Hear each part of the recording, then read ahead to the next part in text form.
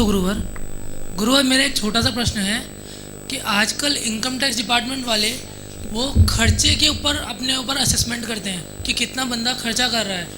अब यदि जो हम लोग यहाँ पे भव्य कार्यक्रम करते हैं इसके लिए बोलियाँ लगती है, तो मेरा केवल प्रश्न ये है कि क्या हम लोग जो बोली या दानदाता हैं उन लोगों का इनकम टैक्स असेसमेंट देख के अपन पता लगा सकते हैं कि वो इतना दान दे सकता है या नहीं दे सकता, या वो 2 नंबर के पैसे को 1 नंबर में कन्वर्ट कर रहा है?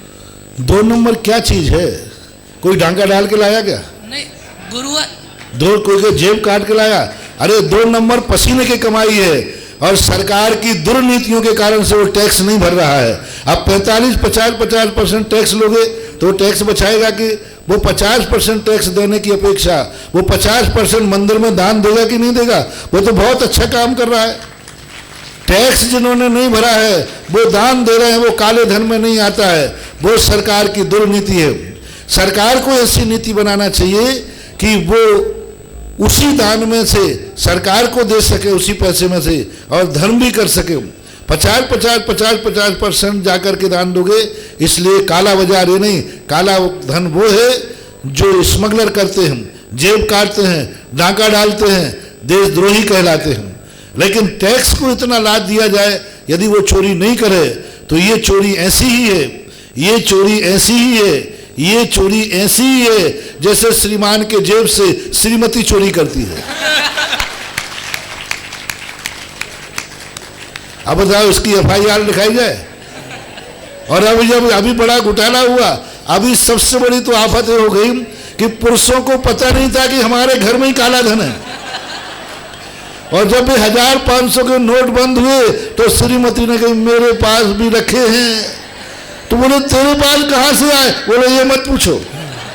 और धीरे धीरे अब क्या पति को ये पूछने का अधिकार है?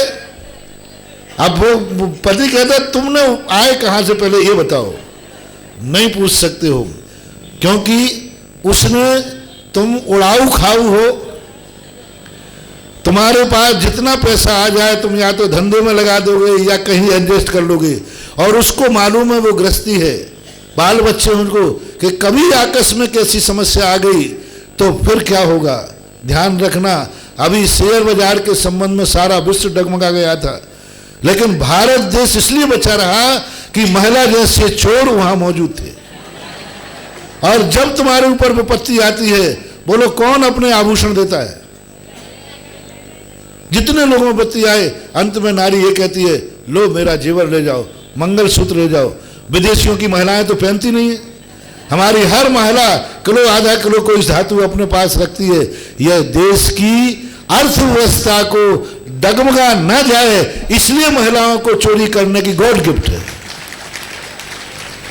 इसी प्रकार हमारी जनता, हमारा जैनी या कोई भी व्यक्ति टैक्स की चोरी करता है और चोरी करके दान देता है, तो वो चोरी को ऐसा ही मानना चाहिए जैसे श्रीमान जी की जेब में से श्रीमती चुरा करके रख लेती है और वक्त पे काम आ जाता है। यह करना चाहिए। ये गलत धारणा मत बनाओ कि 2 नंबर क्या कहलाता है। सरकार को अपनी नीतियां बदलना चाहिए। सारे जनता को 1 नंबर का धन में बनवा दूंगा, लेकिन 55% नहीं दे सकती जनता।